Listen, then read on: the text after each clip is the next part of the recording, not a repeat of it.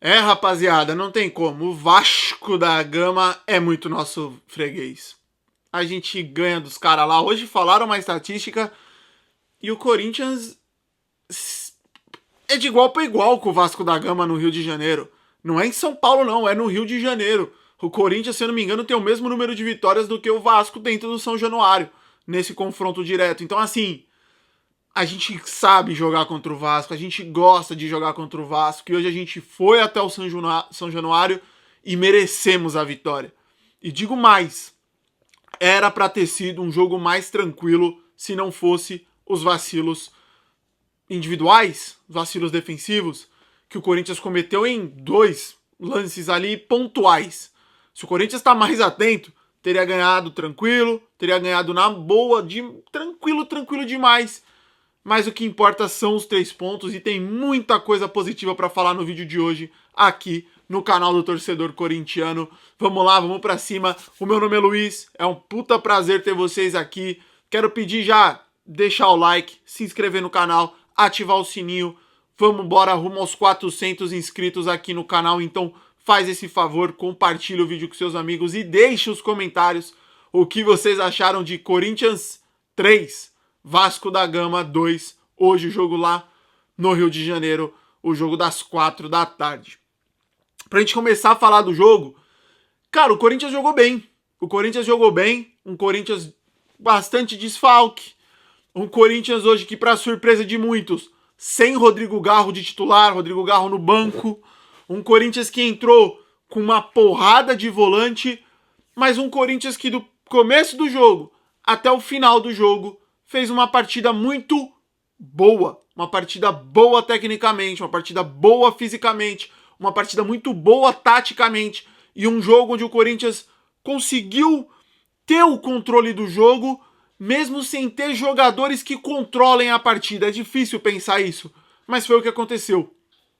O Vasco da Gama chegou muito pouco ao gol do goleiro Hugo Souza. Que eu me lembro, no primeiro tempo teve um chute de fora da área que ele fez uma baita de uma defesa espetacular. E depois tem os 2 gols do Vasco. Um de pênalti, numa bobeira do André Ramalho, já vamos falar disso. Numa bobeira do André Ramalho que é facilmente deslocado pelo Verratti e deixa a mão para a bola bater na mão dele.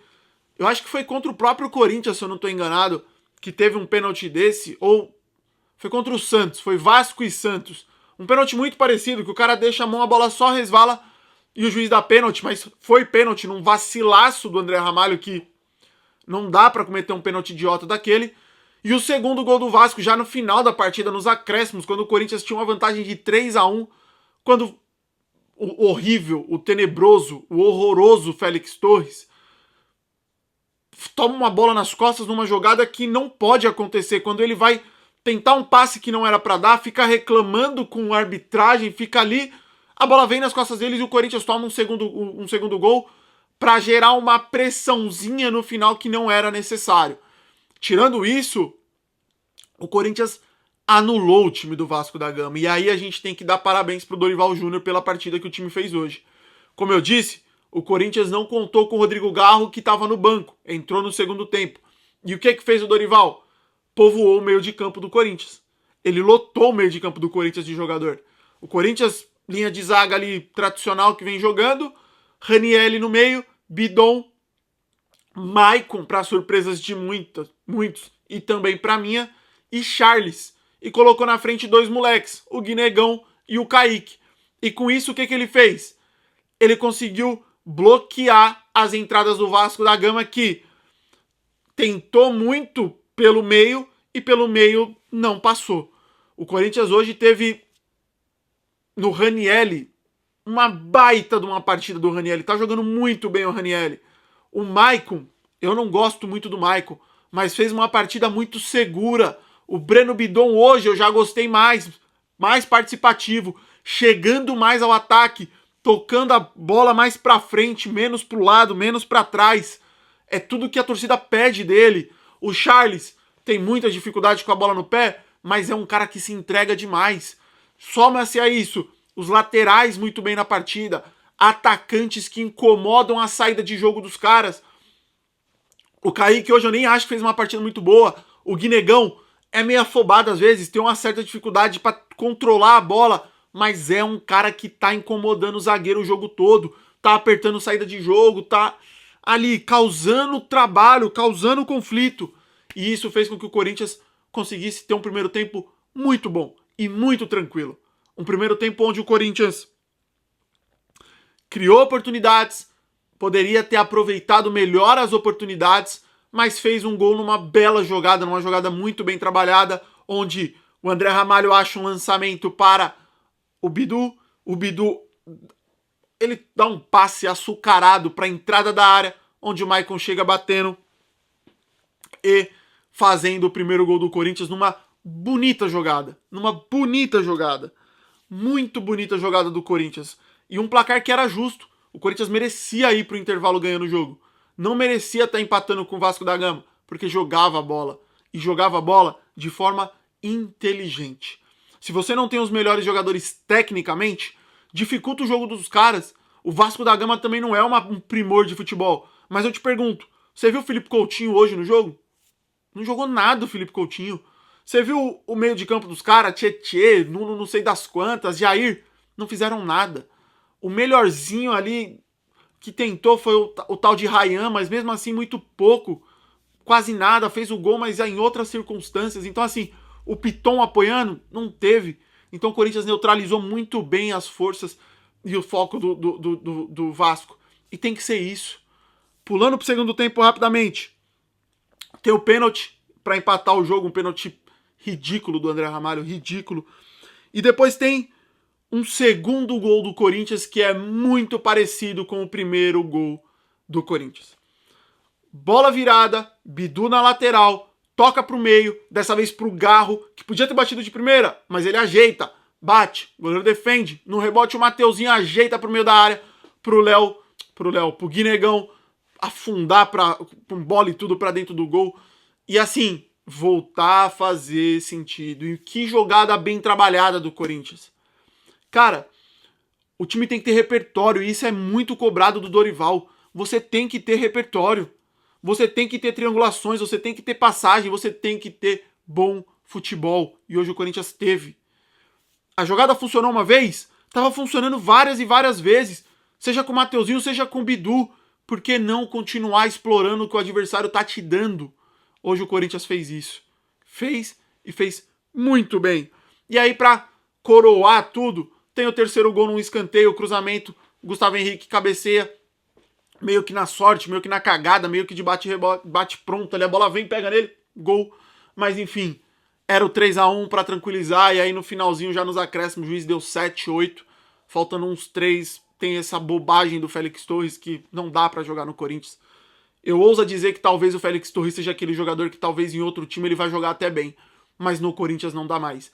E quando a gente para e pensa, cara, o Corinthians tá se lascando de transfer marketing, não por culpa do Félix Torres, por culpa do Corinthians, mas por esse nível de jogador, por esse nível de contratação, é bizarro, é bizarro. Puta, o Félix Torres é sacanagem.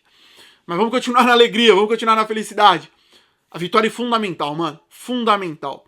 Jogo direto, jogo de 6 pontos, jogo fora de casa. Eu sei que São Januário é quase uma segunda casa, é quase a nossa casa lá no Rio. Mas um jogo difícil, um jogo onde se você perde, o Vasco da Gama te ultrapassa. O Vasco da Gama tem jogos a menos, o Vasco da Gama gera uma pressão em você desnecessária. E o Corinthians foi lá, conseguiu a vitória, conseguiu os 3 pontos que era fundamental e conseguiu vencer de outras formas. Venceu um jogo onde grande parte do tempo teve uma linha de 4 volantes, um jogo onde jogou com 2 moleques, onde os seus laterais foram muito importantes. Então assim, parabéns pro time hoje. Classificação do campeonato agora. A rodada não acabou, tá tendo jogo, mas no momento que eu tô gravando o vídeo, Corinthians 11º lugar, 25 pontos, 21 jogos, tem jogos a mais do que os outros. Mas o mais importante, rapaziada, abre 6 pontos da zona do rebaixamento. Mesmo o Vasco e mesmo Vitória tendo ainda um jogo a menos, fica pelo menos uma margem de 3 pontos. Ah, não é nada. Já é muito importante. Visto que Sport, Fortaleza e Juventude parecem que não vão conseguir sair, sobra uma vaga e aí a briga vai melhorando pro Corinthians, que agora tem que galgar coisas melhores. E quando eu digo isso saber blindar o elenco e trabalhar nesse elenco para que as lesões não atrapalhem, para que o time continue evoluindo e que jogo a jogo o Corinthians cresça. Semana agora, conturbada, semana corrida. Amanhã, eleição, domingo, eleição para definir o novo presidente pelo resto desse triênio que já começou Augusto Melo. Quarta-feira, Copa do Brasil, jogo da ida, 9h30 da noite, lá no Paraná, contra o Atlético Paranaense. Final de semana que vem, clássico contra o Palmeiras, jogo fundamental. Clássico dentro de casa, jogo pegado, estádio lotado, rapaziada, é isso. Semana muito agitada, 3 compromissos que podem, assim, mudar os rumos. A eleição é mais importante. Dependendo do resultado que faz contra o Atlético Paranaense, você resolve o seu futuro financeiramente, o seu futuro de título. E domingo, para fechar com chave de ouro, essa semana que vai começar, vencendo o Palmeiras seria fundamental. Para encerrar o vídeo, destaques do jogo: Guinegão pelo gol, por morder, por atacar, por tentar, por gerar dificuldade para o adversário. Eu coloquei as duas laterais, Matheus Bidu e Mateuzinho. Que partida do Matheus Bidu. Matheus Bidu evoluiu muito, muito mesmo. E hoje eu falo tranquilamente, um dos melhores laterais que tem no momento no futebol brasileiro. E o Mateuzinho continua jogando muito bem, quando não faz bobeira que nem ele fez contra o Bahia. Outra excelente partida.